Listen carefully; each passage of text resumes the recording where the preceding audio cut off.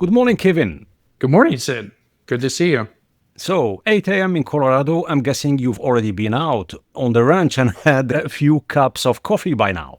Yeah, I've been up since 4:30 or so it's typical morning. So, you've said before earlier during our intro chat, you're not in the meat business. You're in the soil business. That's a big shift. Can you unpack, Kevin, that mindset a little before we dive in? Yeah, I would say I'm in the business of making the world a better place is really the way I like to look at it. Both from the meat, from the soil, from the animal, and from human health. And that's really the way I look at all four. We utilize meat and cattle to help regenerate the planet and fix the soil. There's a large misconception that cattle are one of the main sources of greenhouse gases and one of the sources of negative climate change. And when you look at doing cattle the right way, grass-fed, open nature, never confined, we've actually, with our partners, been able to prove that it helps sequester carbon, brings organic matter back into the soil, and in some instances, it's actually carbon negative. So we're making the soil a better place by having the animals roam free, graze naturally, the animals healthier, they're happier, and then that translates into the quality of the meat. So there's a much higher density of nutrients, better for you. And so, we're utilizing animals to create the business of impacting the earth and impacting health. And that's really what the focus has been. Great. Can't wait to explore that. Let's dive in.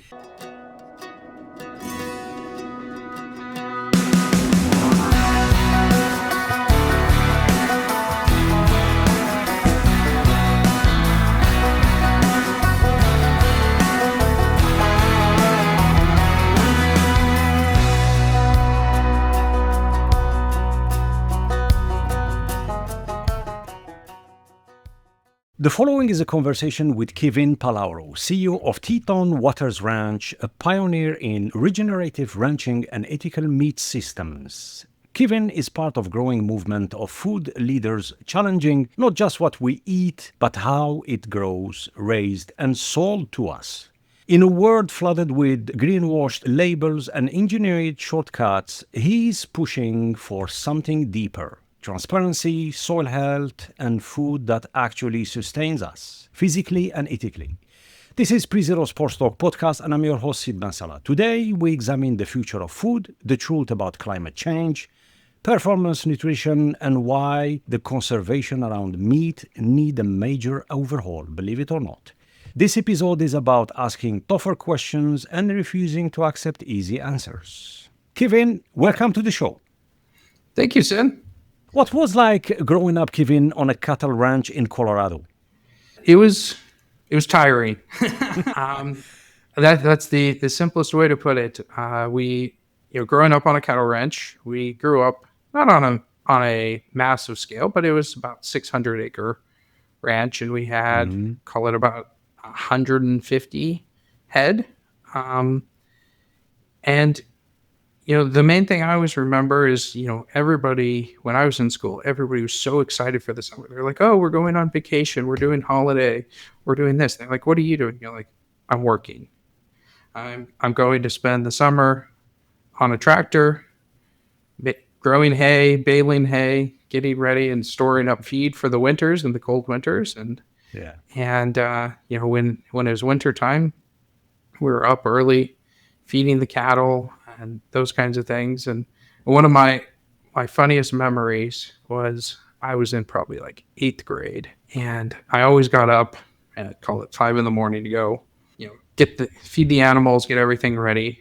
And I remember sitting in class, and that was about the time as a young man that you started being interested in girls. And sitting there, there was a cute girl, I can't even remember her name. And we're sitting there, and she's like, what smells like crap? And I looked down at my boots, and I was like, I'm going to have to start getting up even earlier so I can shower and smell respectable by the time I go to school. And clean up and polish the boots. But it was great. I wouldn't trade it in for a thing in the world because it just taught me so much around hard work, ethics, doing the right thing, and really being connected to animals and connected to how we eat and our planet. Yeah, yeah. And when did you first begin questioning the industrial meat system you were raised in? It wasn't until much later in life, to be honest. So, I grew up, and what we were was like a cow calf operations. So, really, growing up, I thought that the way that we raise cattle, which is the way that almost all cattle are raised up to a certain point in life, was you're doing the right thing. Like they're out in the pastures grazing. I mean, people care about the animals. Like the farmers care so much about the animals. So like a lot of people say like, oh, if you're raising these animals to go to processing, like you don't care. It's like, no, like there were so many sleepless nights, during calving season where my mom would just sleep in a truck in 20-degree weather because she was worried about the babies and those kinds of things. And so, when you're in the cow calf operations, they're always out eating grass. They're always out in open pasture. You only bring them in during extreme colds or if they need help with birthing or they need, their supplements and those kinds of things that you do once a year. But, that system, I think, is a good system. It's long after it comes after that, once it goes to, further down the chain, that the animals go to the feedlots. And the American system really is all about gaining weight as fast as possible, creating efficiency, and creating that really nice white marbling fat, nice heavy animal. And to do that, like you need to restrict the animal's movement. You don't want them exercising or roaming freely, and you want to feed them the most dense diet as possible to really fatten them up. And growing up, I never realized, what that meant. Once somebody would come in and buy the calves for the season, like, okay, like they're going off to greener pastures is what you kind of thought. You didn't really realize what happens further down the chain. So for me, that connection really came many years later. I've been in food literally my entire life, from a walking child on a cattle ranch to where I am today. But I worked in food ingredients for a number of years and saw how much like the science in making efficiency and making products really hit sensory and those kinds of things. And this is kind of interesting. Like, shouldn't food naturally be good? And my job right after that is I was with one of the largest organic farm companies in the U.S. called Earthbound Farm. So they sold organic lettuce, baby lettuce, organic vegetables, some organic fruit. And when I was there, like the light bulb went off. It was like, look how much different this is and how much better this is. And they, even though like organic gets a lot of taunt, but like they were really good about crop rotations and trying to regenerate the soil and those kinds of things. And I started to see a different way of like, oh, it's not so much just about the efficiency. It's not about this. It's really about creating better health, and better health not just for you, but for the planet and all around. And that's really where it clicked for me, was to see when things are done right, how much better it is, and how much more proud it makes you. You're like, hey, I'm part of a solution, not just part of another me too. Yeah. So basically, you explained beautifully what you learned in the plant-based and organic sectors. How did you try to implement that within beef, but in different way? Yeah. What I'd say is I tend to be a pretty risk-adverse guy in general. So one of the things for me is, because of my risk aversion, I've not been one that really starts businesses. I'm one that finds businesses that can be passionate about. And so when I finished my time with the organic company, the only reason I left was because we ended up selling the company and it required a relocation. And I was like, I don't want to move. So I came out of that, worked in an ice cream company for a couple of years. I was like, this is not quite for me. And then I worked for a plant-based company that was focused around jackfruit, so not the super highly processed stuff, but it was still just overly processed. I was like, that's not quite for me either. And I found this company, Grass-Fed Foods, and I was like, okay, that is something that fits me culturally. And, one of the biggest things for me is finding something that truly inspires you. And I'd give that advice to anybody in the world. Like, I chose in a few different instances to pursue title or pursue wealth. And if you're not in something that you truly believe in and that inspires you, it's a pretty empty career. Yeah. And once you find something that you're like, I can make a difference, I can make an impact, and I'm truly inspired, it's just like the lights go off and you're like, okay, now let's make an impact. So in some senses, I like to say, I didn't find food. It seems to have found me. There was many times I was like, let me go try to do something else. But it just kept sucking me back in. And in this role, particular in this company, I don't think I've ever been happier because I know I can make an impact. And I've been here in the food industry and in beef for so long. I know kind of where a lot of the things hiding in the shadows, and I'm able to pull it out. Yeah. For our listeners, let's talk about regenerative. Can you, Kevin, personally define regenerative ranching? I think it's still open for some definition, but for us, it is. I'll relate it to people that go camping. There's this saying that says, leave no trace behind. So you go into the mountains, you go into the forest, and you can go enjoy it. And if you come out and it looks like you weren't ever there, then you kind of did your job. What if you took it one step further and you said, what if I don't leave a trace? Or what if I make it better than it was when I got there?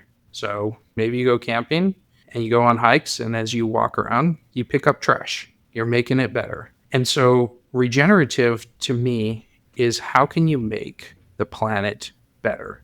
And one of the nice things about beef and ruminant animals is when done properly, they actually sequester carbon and help bring topsoil back down to the earth. So as you think about global warming and climate change, everybody's very concerned about the carbon. What's the carbon up in the atmosphere? Well, in general, unless we're launching things into space or things coming down, everything on the planet has always been here. It's just recycles. So for all the carbon to be creating climate change and those kinds of things, it had to have come from somewhere. Yeah.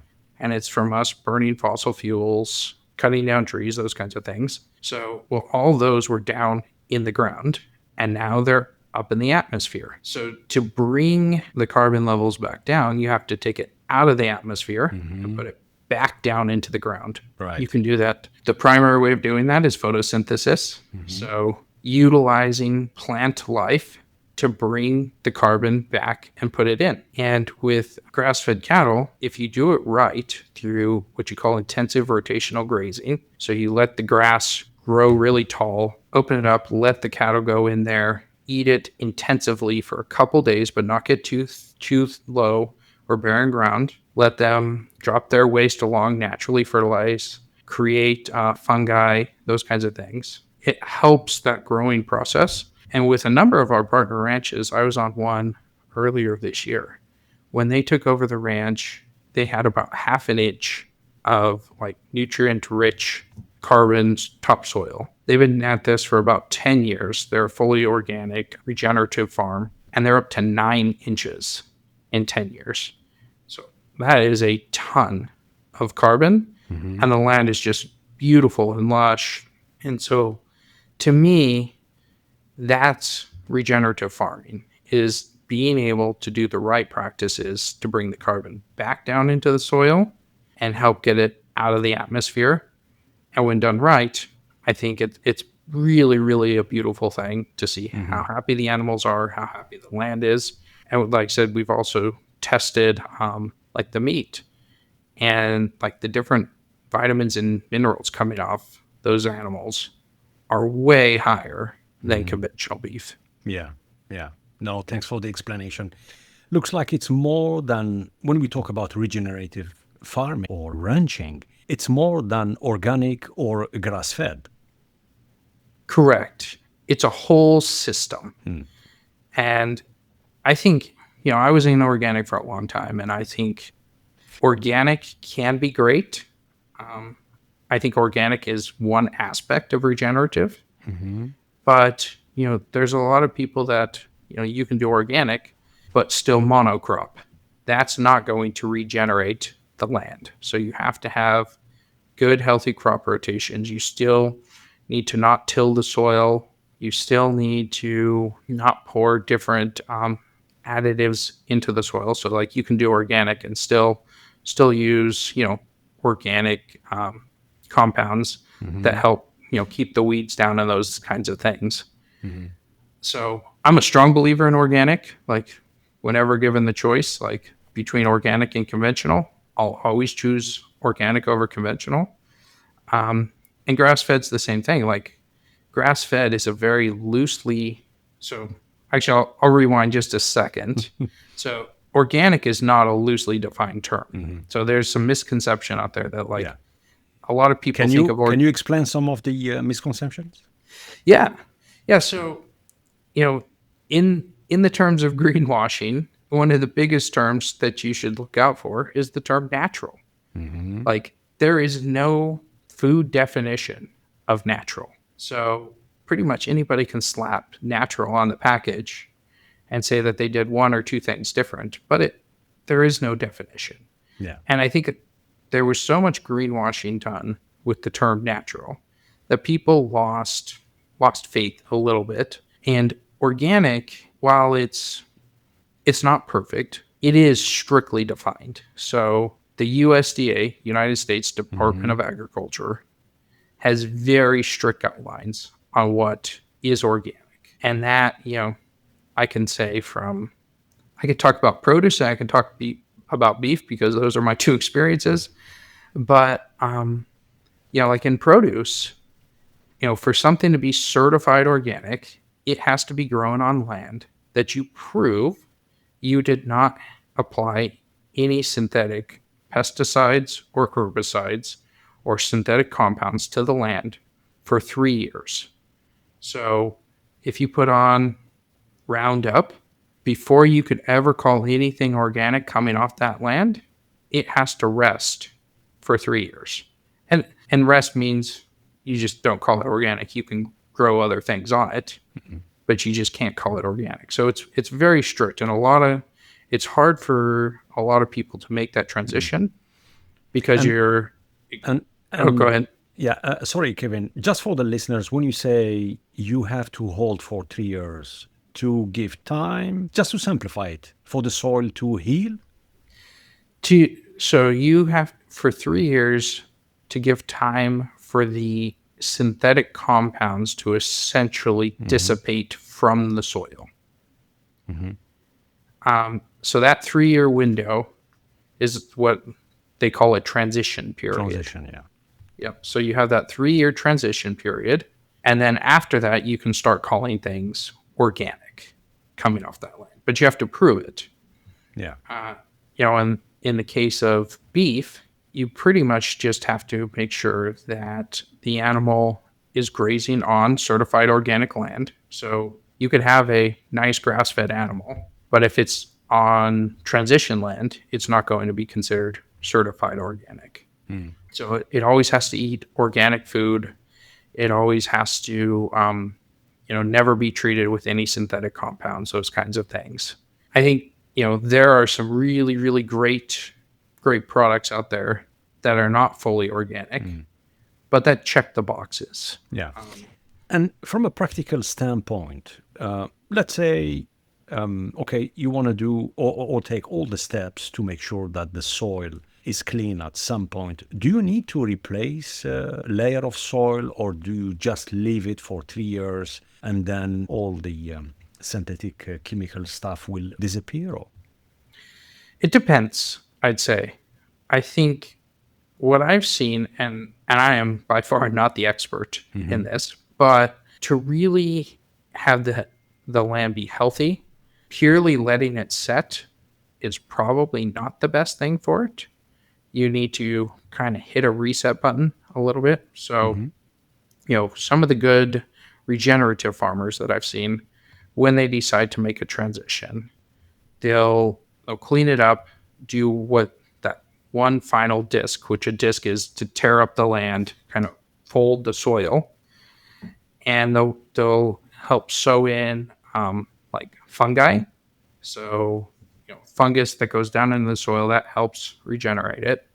And then they'll plant a blend of native grasses and legumes and those kinds of things that help that soil grow back. And so, like, a legume, which is beans, like alfalfas, there's all types of different kinds of plants that are legumes. They actually create nitrogen. Yeah. So versus adding additive nitrogen, they're bringing nitrogen back into the ground based on what they are. And then by having some of the fungi down there, that's creating that micro activity down in the soil and helps it to grow. I think if you were to take land that's been monocropped for 20 years with synthetic, lots of synthetic chemicals, and you just let it sit, there's a pretty good chance it's going to be barren still after 3 years because you've almost killed it. Yeah. So you have to take steps to bring some of that life back into it. I think step one is getting those grasses going.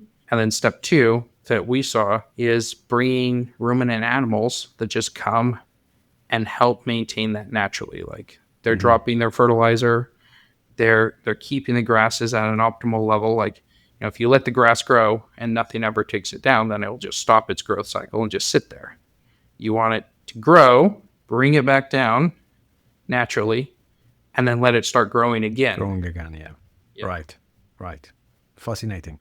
Can you share the story of the ranch you visited in Australia with 9 inches of recovered topsoil? Yeah, I mean, it's a beautiful ranch. So that was for one program that we're working on. That's a certified organic, certified regenerative program. So that's kind of the top of the top. And the ranches in Australia are just so vast in comparison to things here. Like, there's just, I think that was a 20,000 acre ranch, which in some Australian terms is small. And you go out there and in certain places, like the grasses are as tall as me. Wow. And what they can do there, and like, I'd say Australia is definitely more advanced when it comes to regenerative farming. And it's partially, I'd say, 2 to 3 things. Number one, the climate is more optimum to grow year round. Like most of the US, the climate's pretty tough. So I don't put down any American farmer for the way that they're doing things, because even on our ranch, like the winters are brutal. And Australia does not get that. So climate is a major thing. The other thing is just the incentives. So in Australia, there's a lot of government incentives for regenerative carbon credits, those kinds of things. And in the US, currently the incentives are more around commodities. Like, there is lots of incentives to grow corn and soybeans and monocrop because that's the system in place. So, I don't put down any American rancher because I think, it's a tough life. And I know from knowing hundreds of farmers and ranchers, there's a reason that most family farms eventually get out of the business, and it's because you eventually go broke given the current system. But going back to the Australian ranch, so they took some pretty barren land, started raising cattle, and they got on a government program that said, hey, we want you to, we're going to come out twice a year, measure your topsoil, take soil samples, do all this.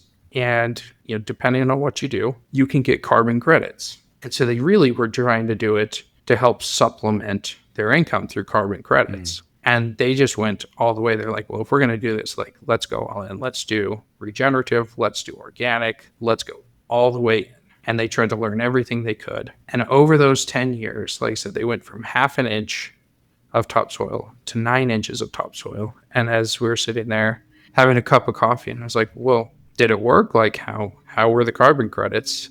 And the guy laughs and he's like, well, I've made more in carbon credits in the last 10 years than I have on the beef. But the beef's where my love and my passion lies. So yeah, it's been pretty amazing to see what we've been able to do with this land. But the incentives were there. Yeah, yeah. Let's shift gear and talk about some climate narratives. We hear that cows are climate enemies because of methane. Is that the full story, Kevin? Yeah, I'm no scientist, but what I will say from the things that I do know, so cows have 3 stomachs. So they go through a digestive process where they consume, then they burp it up, then it goes to the second stomach, then they kind of burp it up, and it goes to the third stomach. So with that, a lot of people thought it was the cow farts. It's not the farts. It's the burping was what some of it is. What we have seen is that in grass-fed cattle, the methane is much, much, much less than in corn-fed cattle. And it's because the animals are eating what they're meant to be eating. That is native diets. And so, let's just even compare it to the human body. So when we eat something that we're not supposed to be eating, like for me, it's dairy. If I eat a lot of dairy, like my stomach is not a happy thing. Yeah. I'm going to release more gases than I would if I eat fruits and vegetables and meats and things that my body is happy. And so what we've seen is it's the same thing with cows, that a lot of the high methane is coming from cows and feedlots, and because they're essentially eating candy, right? The corn and the super calorie dense feed that they eat is not natural for them. So their stomachs, they're just constantly processing. Plus, you're feeding them at a rate that's much higher than they normally would eat. So as you think about what's going on inside the feedlot, the goal there, and it's been a while since I've talked to a feedlot expert, but on average, like in the US, I think the goal is you want them to gain about 3.5 pounds a day in the feedlot. And so you feed them basically the equivalent of candy to put on that gain. Yeah. And there's a lot of methane, and all their waste, all their droppings are going towards barren feedlot ground, not dropping into the native pastures where there's lots of insect life and fungi life that's eating that up and soaking it down into the soil. Yeah. So it's just a different system. Yeah. Yeah. What's your response to high-profile figures like Bill Gates who advocate reducing or eliminating meat? I always go back to incentives, right? So what are the incentives? And I don't know Bill Gates, but I do know he had a lot of investments in plant-based and cell-based alternatives. So he has the money to market and share his narrative, but I probably believe that his narrative and what he's pushing is so that the companies he's supporting and invested in would explode and he makes more wealth. I think it all really, for somebody like that, it comes back to wealth. I do know that Bill Gates is now, I think he's like the largest holder of agricultural land in the entire United States. Right. He's buying up mass chunks of land. I don't know. I'll be honest, I'm not super connected to everything he's doing, but I don't know if he's doing positive things with that land or negative things. Yeah. Yeah. Talking about that, for the past 1 decade or maybe more, these methane emissions from cows, it started to take traction within the media. And we still keep hearing about it, that in order to reduce the cows' methane emissions, we need to reduce our meat intake, And in the same time, 5 years ago, we started to hear that some companies, mainly dairy companies, and here in Scandinavia, in Europe, using Bovaer. I'm not sure, Kevin, if you heard about the Bovaer injections. So where they inject cows with Bovaer or similar additives that claim to cut emissions by at least 30%, you know. And we know, and it's public information, we know that Bill Gates is heavily involved in, from an investment standpoint, heavily involved in Bovaer.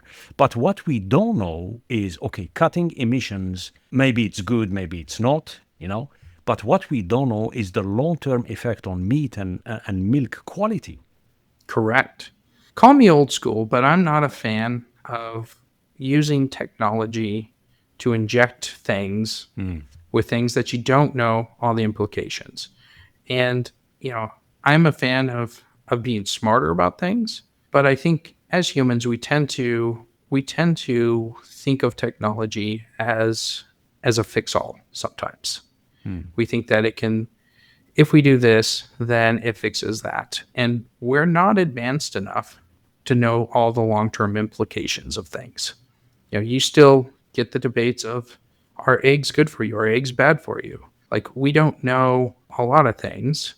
And so by injecting animals with a synthetic compound that does one thing, like what's happening? Which is a chemical. Yeah. At the end of the It's a chemical. Yeah, it's synthetic pure chemical.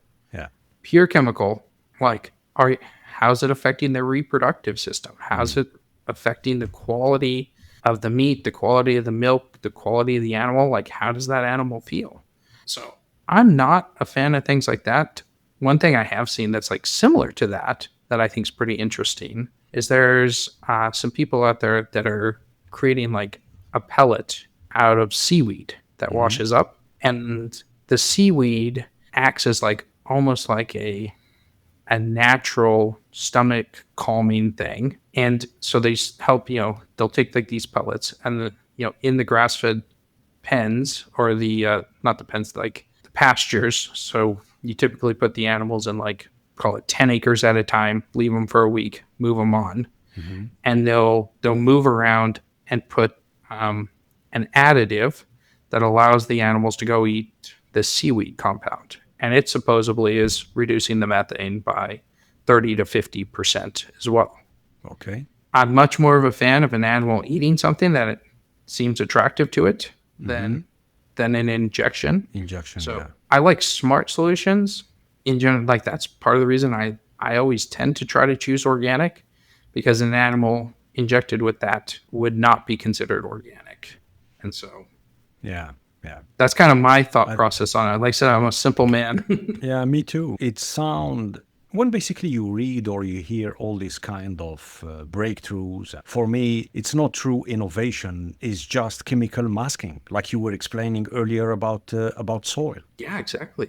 Yeah. It's chemical masking. It's something that you can utilize to make you feel good. But if you don't know what it's truly doing, it could be more harmful than good. Yeah. Let's start with the usage of synthetic pesticides since post World War II. Where we know by default that Germany invested heavily into pesticides to feed basically their armies. And post World War II, we've been using those pesticides for quick fix, to basically shorten the process for the best gain.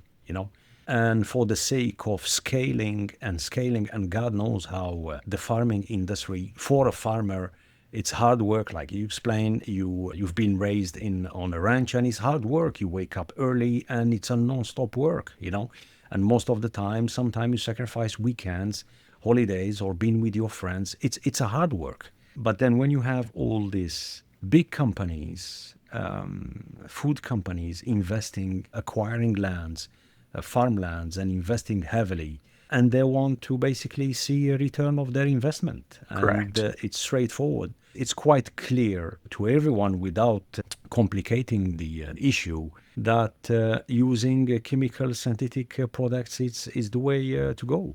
Either spoiling the soil or injecting those stuff into the animals.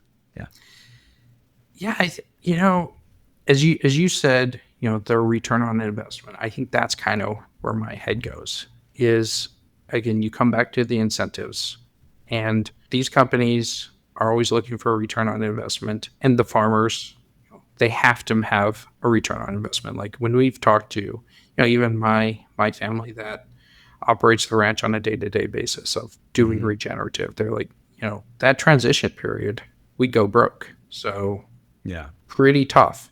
One of the biggest problems today, and it's really come up post World War II, is we thought of ourselves as industrialists, and then very, very much on like the investment front, is when we think about our returns, we think pretty short-sighted. So whenever you talk about returns, most people are talking like around 7 years. Like, hey, if I can't double my money in 7 years, like, is it worth it? Or that 7 to 10 year time frame. Then you look and say, well, how long has the planet been around? Billions and billions of years. How long have people been around? Hundreds of thousands of years. So, okay, if we were to think about doing, creating true long-term return, you probably need to look out a lot further than 7 to 10 years. And I think that's the problem. So you use the pesticides, you use the herbicides because you need and want a return now. So can I take a crop that's, producing $7,000 an acre today, and with the right chemicals, make it produce $10,000 an acre tomorrow? Sure. You do that for 10 years plus, and you degrade the soil, you degrade the land. Are you back to $7,000 plus all the expenses of pouring on the chemicals? Yeah. You go another 10 years. That land's probably producing $3,000 and you're using double the chemicals. Fast forward another 10 years. It's producing maybe $1,500 and you're spending even more money, and you realize that land is depleted.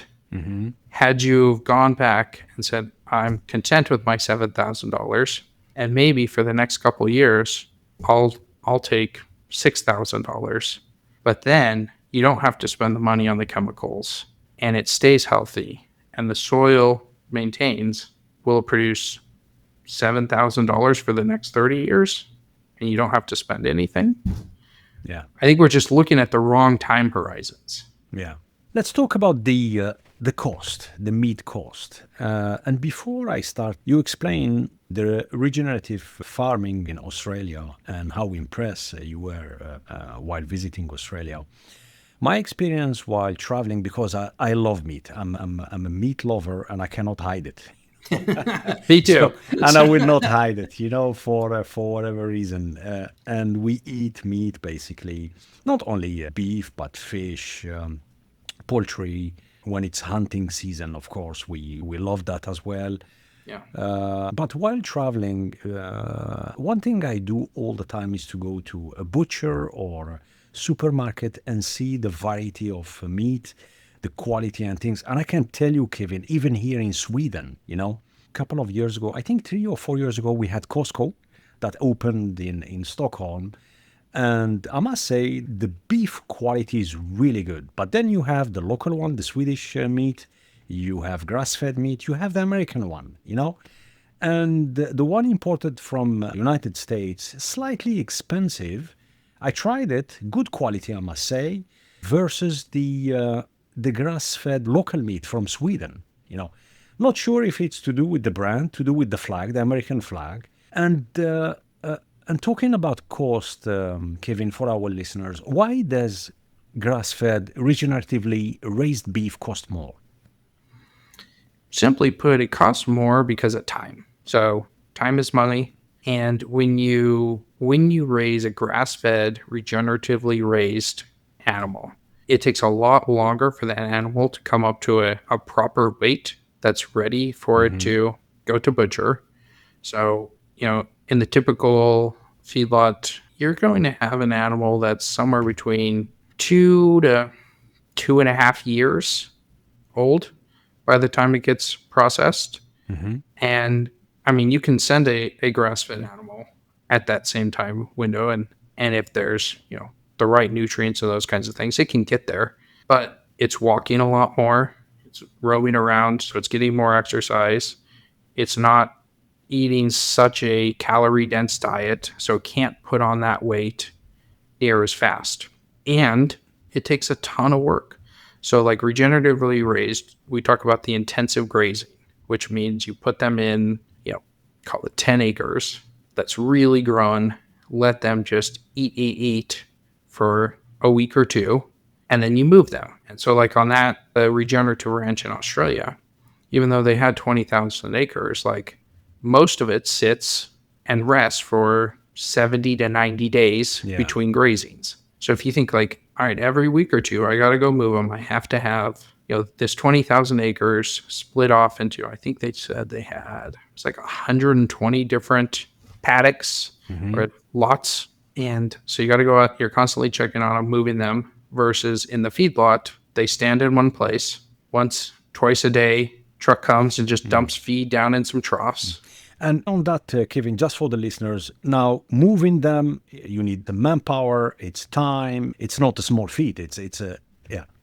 And it's the fences. Think if you have 120 little lots all sectioned off, that's a lot of work to make sure the fences are there, like that they're properly maintained, that every one of those 120 have the right water source. Like it's a lot of work. It's a lot of work, yeah.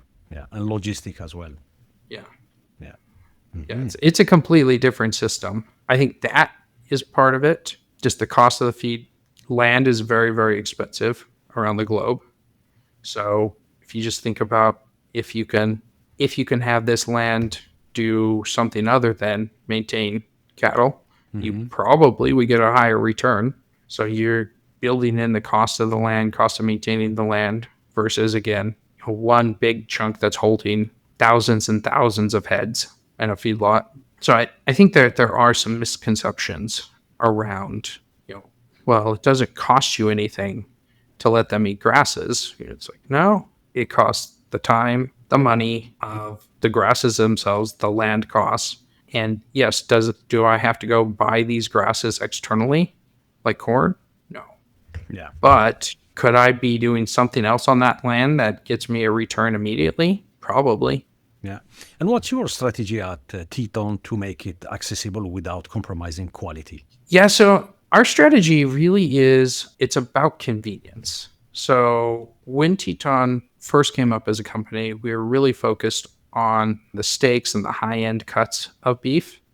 And when you look at the premiums you need on a steak and those kinds of things, there's not a lot of consumers that are willing to pay the high premium for that. And for the longest time, like people at least the US consumer did not like grass-fed because they're like, well, it's gamey, it tastes different. I think, what I have found over my years, and I've always eaten grass-fed, like growing up, we ate a cow off the land, those kinds of things, and I enjoy it. And, some people say it's gamey, and what that is it's nutrients. So when you eat a conventional animal, like to me personally, like it doesn't have a lot of flavor. Like it's protein and it's fat, but when you eat, you're like, yeah, it's kind of boring.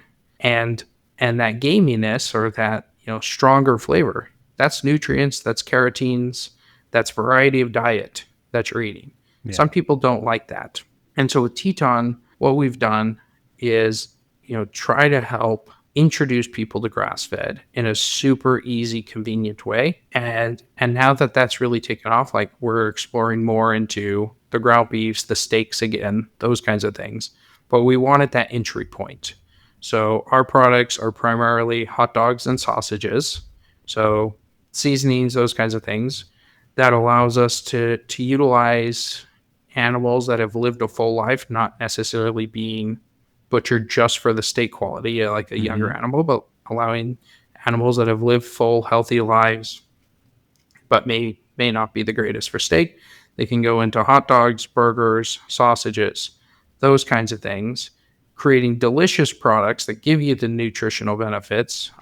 They are processed, but our goal is to have the minimal amount of ingredients and natural ingredients as possible. So, and every day I challenge the team to take even more ingredients out of the current products. Like, how can we make it even more natural? How can we reduce the sodium levels even more? Yeah. So that's really been our strategy, is give everybody an entry point, allow grass-fed to become more mainstream. And now that it is really starting to catch on with the American consumer, we're looking at more of those like traditional whole muscle cuts and ground beefs and those kinds of things. But for the longest time, just given flavors and the thought, it was tough business for a long time. And Yeah. so getting people that entry point as affordably as possible has kind of been one of the main strategies. Yeah. Yeah. Why you haven't labeled Teton's products regenerative? Yeah. So in the spirit of greenwashing, I don't want to call all of our products regenerative because You concerned that you might mislead the consumers, or? I am. I am. I'd say there's two things. So number one, because of how many animals we buy and those kinds of things, we can't prove with absolute certainty that every single one is coming off a regenerative land. And to prove it, you'd have to have soil samples and those kinds of things. When you work with thousands of farmers around the world, a lot of them aren't going to do that. So I don't want to put anything on the label that I don't feel 110% confidence that every single ounce meets that criteria. So we are coming out with like a certified regenerative line. It's organic and certified regenerative, where we have third-party auditors go out there doing soil samples, testing the land, proving that. But without proving it, I don't want to create the perception that every single pound checks that box. I do believe that it's all regenerative. Like doing grass-fed the way that we define it for us, like we make sure every rancher is like their animals are never confined. They're always treated humanely. That they are doing intensive grazing and rotations when they can. In some regions, like you have to supplement with hay, or you have to bring them in like extreme weather and those kinds of things.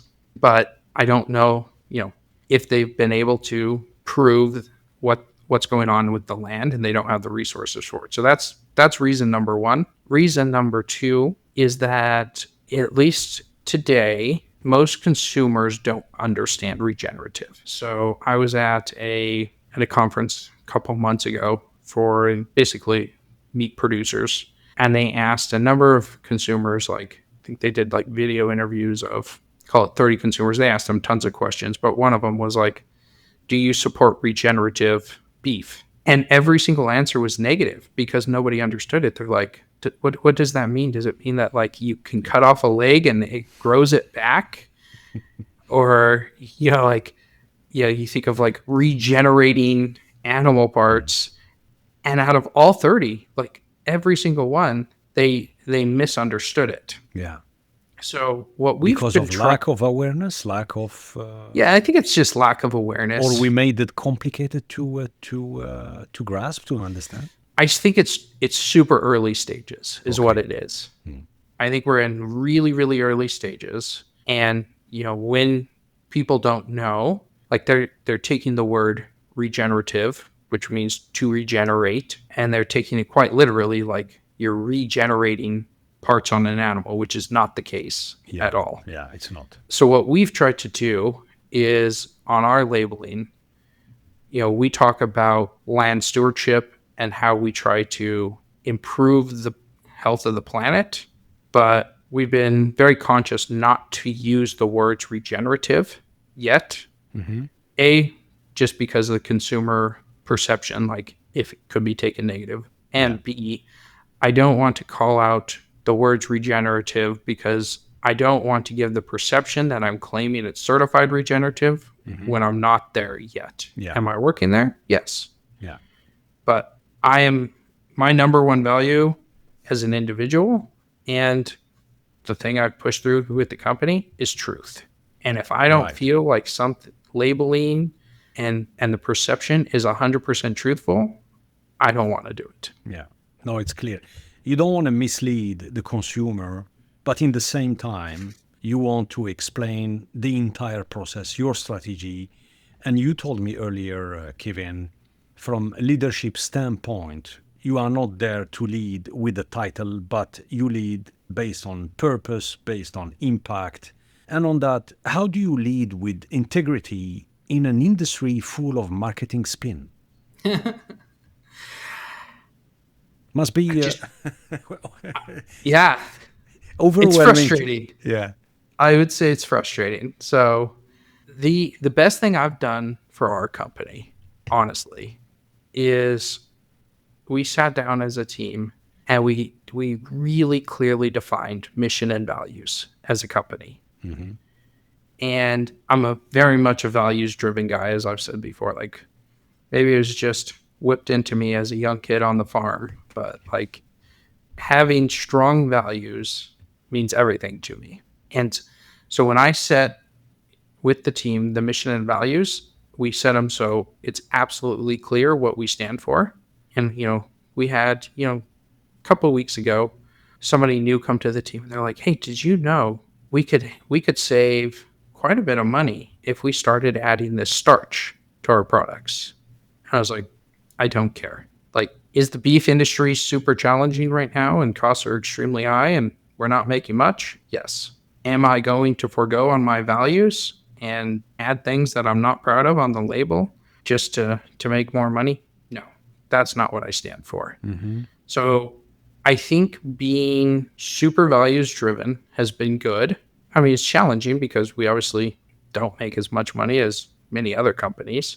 We don't claim things that we don't feel like are fully legitimate yet, like the regenerative thing. Like I could throw regenerative on the package, but I'm choosing not to because I don't believe deep in my heart that we are there yet.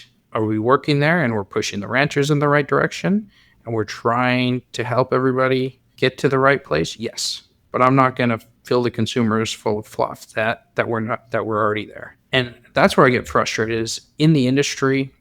I mean, it's definitely a pretty cutthroat industry where there's a lot of people claiming different things and they'll consistently beat you on price because they're cutting corners.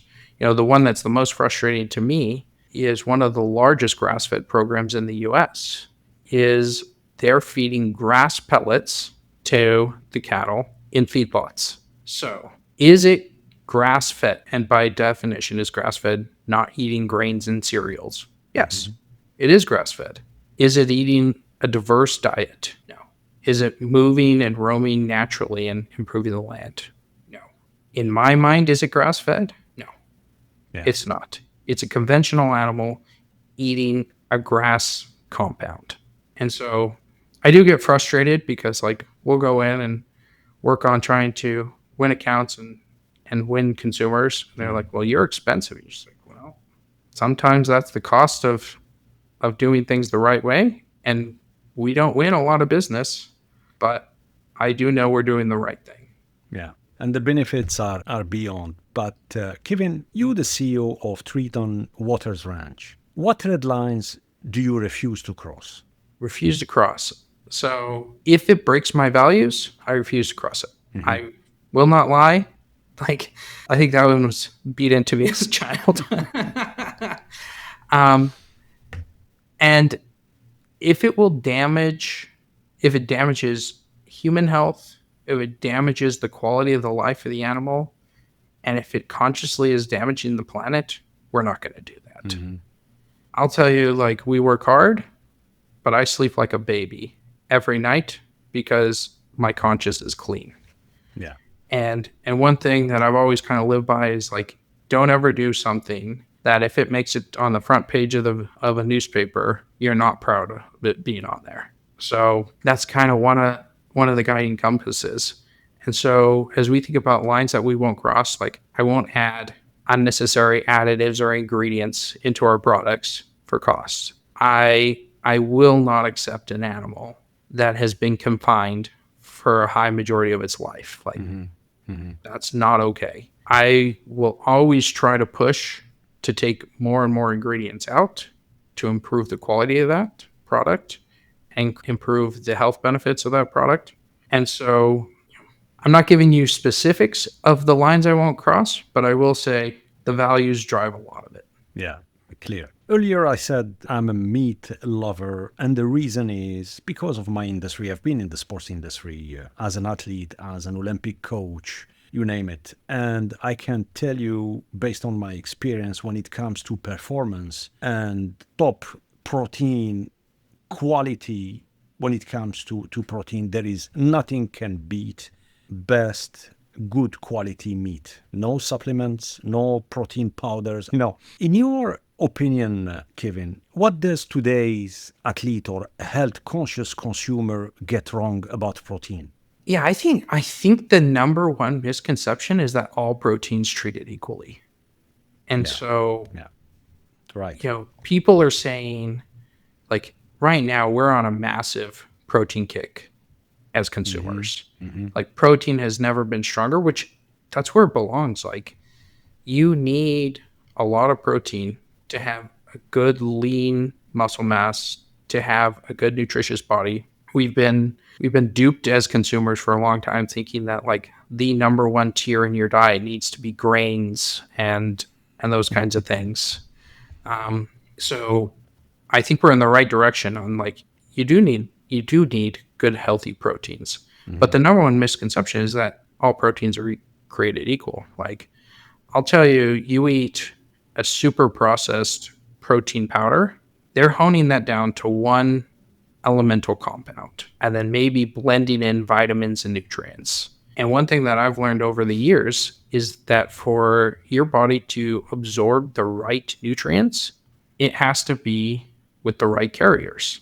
And so, when you're eating like a high quality grass-fed beef, that animal has eaten millions of plants and consumed enormous amounts of vitamins and nutrients. That all of that is going into that food. There's also the healthy fats. So you have a lot of like in grass-fed, it's very high in omega 3s and lower in the omega 6s. And when you consume protein with other things that are very natural for the human diet, then your body performs. And again, coming back to simplicity, we as humans have been around for hundreds of thousands of years, and our bodies are programmed from that hundreds of thousands of years to extract the best nutritional value to carry you forward based on the natural diets that they ate. Even, go back 100 years. Like, was there highly processed foods? No. So your body can absorb things like berries and nuts and meats because that's what it's been, evolutionarily trained to do. And when you start getting, monocropped nutrients like whey proteins that are super, super refined down to the elemental level, it's not having the carriers. Yeah. Are you getting the protein? Yeah. Is a good chunk of it probably just flushing through you because it's not attaching? Yeah. So I think that's the biggest misconception to me is that, we try to bring in protein, but a lot of it's brought in through additives and those kinds of things. And I think a lot of it flushes through. It's kind of funny too. Like, I've been trying to, I did something where I was trying to lose a couple pounds, and it was saying, I needed, I don't remember, it's like 230 grams of protein a day. And you're like, man, without protein shakes or something like that, like there's no way you're getting there. So I think you got to take it a little bit with a grain of salt. But yeah. You spoke earlier about your experience in Australia and even here in Europe. I must say there is a lot of support, incentive from local governments or from the European Union to help farmers. You've spoken quite lengthily about the challenges, the issues within your country. With the new administration, there is this slogan, "Make America Great Again." Do you foresee or see the administration pushing more towards regulations or policies to incentivize more ranchers and farmers in the U.S.? Or is it just a talk? It's a tough question. I don't know the answer because I always take anything that a politician says at about a 10% rate. like what they say and what they do never seem to quite Yeah. align. One thing I do find positive is I read, I don't know, this was a couple weeks ago, that the administration is pushing to remove, and they called out Chinese investment particularly, Yeah, acquiring but properties and land. correct, Yeah, yeah. buying and acquiring agricultural land. Mm-hmm. And I think that is a right move for the American consumer.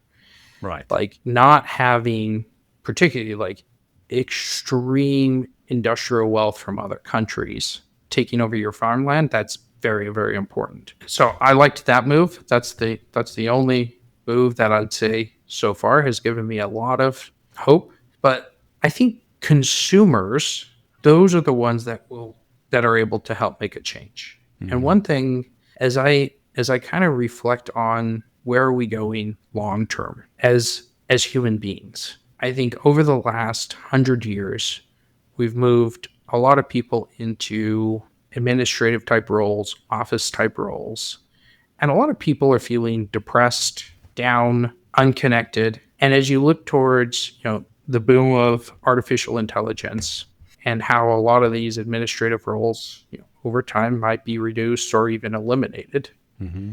people, if they were getting a lot of purpose from their work, and if that goes away, like you could see even more depression, even more sadness coming about. I think over the long term, and you're starting to see this a little bit, where a lot of people want to return back to land and say, Mm-hmm. I want to do more gardening. I want to have 5 acres. Maybe I have a cow. Maybe I do these kinds of things. Reconnect with the planet, be outside, those kinds of things. And I think if the administration can help make an impact, it'd be taking some of these lands that have been monocropped for years and years and years and start trying to help give those back to families that can't afford to buy the lands today, that might actually be incentivized to do the right thing and reconnect themselves to nature, reconnect themselves to the food chain. Yeah. That'd be a pretty interesting move to me. Yeah. But then you have another reality, which is sad, because you have all this lobbying from the food industry towards the processed and ultra-processed food, resulting in every year higher percentage of chronic diseases, especially with the little ones, with the youngsters. When you compare the 70s, even the 80s, comparing to the 90s and 2000, the percentage of obesity, not only in the US, worldwide, especially here in Europe, is just crazy, And when the farmers are not supported or incentivized by the local governments, just a kind of a support, it makes it harder for farmers to keep their lands, to try to do their best to basically produce good quality vegetables, fruits, meat for the consumers, for the community. And on the other hand, when you have the food industry trying for the sake of ROI and for the sake of quick fix and scalability, and on the other hand, you have the pharma industry, it's just crazy. I spoke about this issue with a couple of guests about it's great that the new U.S. administration, the existing U.S. administration, having as a slogan, make America healthy again. But if you don't try to tackle this issue from its roots, I don't see how do you go forward. Beside of, you spoke about the regulatory, that there is quite tough regulations and controls when it comes to organic sourcing, organic food, organic product, regenerative farming, regenerative ranching. We have the same here in Scandinavia, within the European Union. There is quite a tough regulations, but we are not out there yet, because at the end of the day, for a consumer, when they go to a supermarket, grocery store, and they see the prices, and there is a big price difference between what it's called healthy product versus a no healthy, they look at their wallet. It's a no-brainer. Yeah. And when you look at the entire chain, it's not easy. There is no No. silver bullet. Yeah. No. No, I think that you hit the nail right on the head. It's where the incentives lying. Yeah. And to me, one of the biggest issues with politics is greed. So the lobbyists get through, they help push things that help their company, and it's not good for the long-term sustainability of anybody except for the one. And one of the things that's been somewhat frustrating to me is that, like, similar to what you say, you go to the grocery store and the healthy alternatives, they're quite expensive in comparison to the other alternatives. And I mean, I even do that sometimes. I'll be like, whew, this is expensive. And it's because the incentives are in the wrong place, right? Like you're giving subsidies for corn, for soybeans, for sugars, for all these things, because that's where the lobbyists have been able to push it. You're not pushing, and a lot of the corporate farming agencies or corporate farming companies, like they go into the crops where the incentives are, like the models built around getting governmental incentives and those kinds of things, and it's not pushing us in the right direction. And where I get a little bit frustrated is you look over the last, and I don't know the exact number, but over the last 10 years, food inflation in general has been fairly low. It's 4 or 5% per year, but healthcare is just huge. It's hundreds of percent It's massive, a year. right? Yeah. Massive. Yeah. So, one thing that I've talked to people about is like, don't you think that maybe the reason that you're paying so much more for healthcare insurance, and that when you go to the hospital, it costs so much, and that everybody is on some sort of prescription, is that you're not putting the right things in to begin with? Yeah. And if you were to feed your body the right way with very nutritious food, without chemicals, without additives, without colors, would your healthcare bill be a fraction? So you may not be paying for it at the front end. Like, oh yeah, I don't want to pay for good, healthy, organic produce and grass-fed beefs and those kinds of things. But later in life, are you paying for it laying in the hospital bed? Yeah. I think so. And I think it's more expensive. Kevin, what's your vision for Teton Waters Ranch for the next 5 years? My vision is to keep pushing forward and make a power for good. Be that voice of truth in the industry that when people look, they're like, I could trust this brand.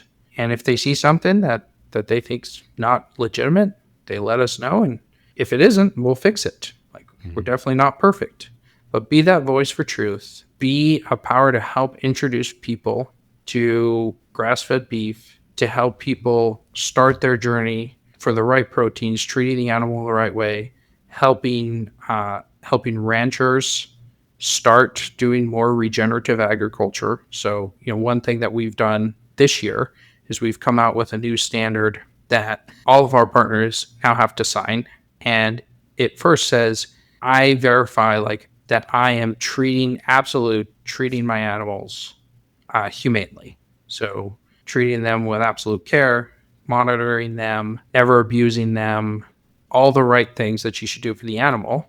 But what we added in this year is that I am taking steps towards being regenerative. So whenever possible, I will do crop rotations. I will not take down deforestation or not change the land in meaningful ways for profits. So they're not musts, but I'm saying that I'm moving in the right direction. And a lot of the ranchers have been very positive about that. They're like, hey, thank you for recognizing this. So we're trying to push more and more ranchers towards regenerative. Yeah. My vision is probably in the next couple of years, once we can verify, we'll start calling out regenerative in a more meaningful manner. And then just keep trying to be a power for good for both consumers, for the planet, for the farmers, and for the animals. Yeah. Do you think regenerative can scale and still stay true to its principles? I do long term. I think the transition for some people would be really hard. So it's either going to stay kind of a small niche thing because like the ones that have been able to get there, they've made that transition. Now they're making money, they're seeing the benefits, and it's working. But for the ranchers that are living paycheck to paycheck, but there's a lot, I don't know if they'll have the ability to bridge that gap. Yeah. So Right. that'll be the tough thing. Yeah. And that's part of the reason we haven't made it required, because I don't want to put any ranchers out either. Yeah. Now it's time for our lightning round. All right. Good. What's a book that shaped how you lead? One that comes to mind is Ego is the Enemy by Ryan Holiday. Like, that's kind of been a big one for me, is just seeing different leaders over the space and seeing when ego takes over, how it's never going to impact, and always being conscious of how you show up and who you are. Yeah. Yeah. What's your go-to meal after a long day? Go-to meal after a long day. Or let's say your favorite dish. I'll go favorite dish, because go-to meals, typically I'm so tired. Like, if it's a super long day, I'll just choose not to eat and just go to bed. But, like, I'm just too tired.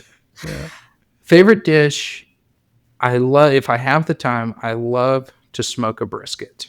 Okay. So make a brisket out on the deck, and my daughters absolutely love it. And is it a seasonal dish, or it's occasion, or? I'd say it's occasion. Sorry to cut you, because one thing that we don't talk quite a lot, I think, or we lost touch completely. We lost touch with seasoned dishes, seasoned food. Depends which part of the world we are. Here we are quite fortunate to have the 4 seasons. Yep. And each season has its beauty, has its food, has its Sorry.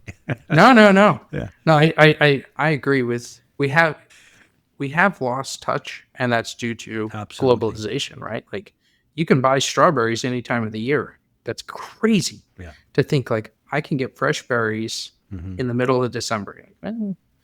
So you don't eat as seasonally as you should.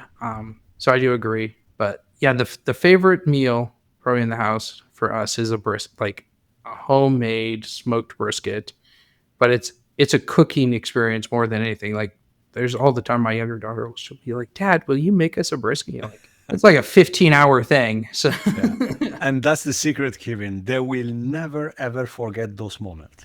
Yeah. Because of that dish. Yeah. It's social. It's fully agree with you. Yeah. I think that's one thing that we've missed out a lot on, is like the sitting down and eating as a family, as an experience. Like, there's something truly like ancestral about sharing a meal with people, with no devices, no distractions, those kinds of things. And so in our house, like, that's probably my favorite thing, is like we eat as a family, at least for dinner. We all sit there, no TV, no phones, no distractions. Right. And you just talk and connect. Yeah. Yeah. One lesson you learned the hard way. Let's see. One lesson that I tend to be a perfectionist, and you cannot be a perfectionist. I'll give you the example. Yeah, as I said, I'm a very risk-adverse guy. That's why I've never started my own businesses, even though I've had thousands and thousands and thousands of ideas. And we launched a product just this last year that we rely on financial models and those kinds of things. Like, and as I said, like, the beef industry is super challenged. So most of our products, we make razor thin margins. Yeah. And we launched this product, and consumers love it. Okay. And we went through the financial model, and it's like, yeah, we're going to make, like, it was razor thin, like 4% margin before even covering like people cost. But I wanted to bring it to the market. And now that people love it, and it's just blowing up, and we had one assumption slightly wrong, and it loses like 5%. Oi. And, I'm still going to support that item. We're trying to figure out what we can do to make it turn around. And as the beef market returns, like, we're kind of looking at like, okay, can you weather the storm right now? Our beef prices are insane. And then once they come back, like, luckily our investment partners are fairly patient with us, but we'll turn it around. It's like every time I look at that product, I get so beat down on myself. It's like, I let this happen. I'm too much of a perfectionist and I shouldn't. So I take it very personally. Yeah, yeah, yeah. One piece of advice you'd give your younger self. I would say, and I give this to my children all the time, the number one trait to be successful in life is to have deep curiosity. And don't just accept things for face value. Don't just look at it and be like, okay. And when you ask the question why and somebody gives you because, be a pain and figure out why. And if you have true deep curiosity, you'll learn so much about the world around you that you're naturally going to have a competitive edge. Yeah, thanks for sharing. Kevin, what time do you usually wake up? About 4:30, 4:45 each morning. Get up early, try to work out in the morning. So I don't live on the ranch today. My sister and her family live there. I'll go there multiple times a year and help out. So I don't still have to do the hard labor at 5 a.m. But I work out with my wife in our basement every morning, early in the morning. And that's, a ritual that is very good for me because we just talk, we work out. And by moving in the morning, I just seem to feel so much better. So I choose to wake up at that time. And sometimes it gets frustrating. Like the weekend comes and you're like, I want to sleep till 6. And it's like 5 a.m. and you're just dead awake. Yeah. Are you more a spreadsheet or a shovel? It depends. I'm a pretty flexible guy. I grew up on the ranch. Over the weekends, I really like hard physical labor. And you get that shovel or you get, building. I love building things. And it's just, even though you're sweating and your muscles hurt and you're exhausted, like there's something very meditative about that. But I also grew up, my background before becoming the CEO is I'm a finance person. And so I spent weeks and weeks and years deep in spreadsheets. And I do enjoy analyzing things and tearing them apart. And I think a lot of that just goes back to the curiosity things. I really want to get down to the root of things. And so I enjoy both, but they both come back to the same thing, that it's I'm solving a problem or I'm building a better future. Yeah, yeah. Kevin, if you could host a barbecue with a historical figure, who would it be and why? I'll get a little personal and say it would be with my dad, who passed away. It's pushing 17 years ago. So I'd want to introduce my dad to my family.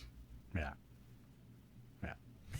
Kevin Pallaoro, thank you so much for joining us today. It's been an absolute pleasure.